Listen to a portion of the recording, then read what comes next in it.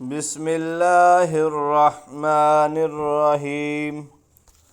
حضرت حارث بن خراج بیان کرتے ہیں کہ میرے والد نے کہا، رسول اللہ صلی اللہ علیہ وآلہ وسلم نے فرمایا، میں نے ملک الموت کو ایک انصاری کے سرہانے بیٹھا ہوا دیکھا تو کہا، اے ملک الموت، میرے صحابی کے ساتھ نرمی کرنا، یہ مومن ہے۔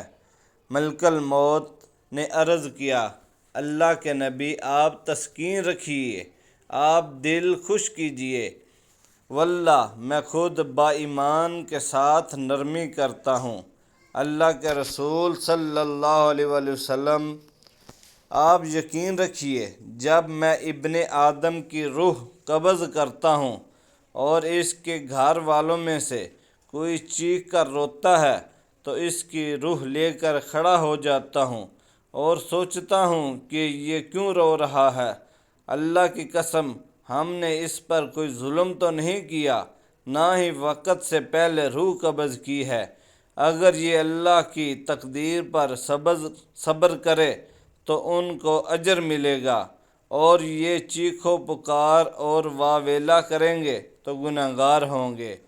میں دن رات تر میں اور خشکی پر، میدان اور پہاڑوں پر اور ہر گھر پر نظر رکھتا ہوں۔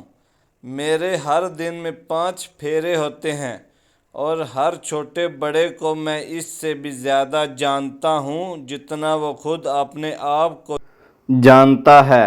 اور اے اللہ کے رسول صلی اللہ علیہ وآلہ وسلم، میں اللہ کی اجازت کے بغیر ایک مچھر کی روح بھی قبض کرنے کی طاقت نہیں رکھتا جب تک مجھے اللہ تعالیٰ کا حکم نہ آ جائے۔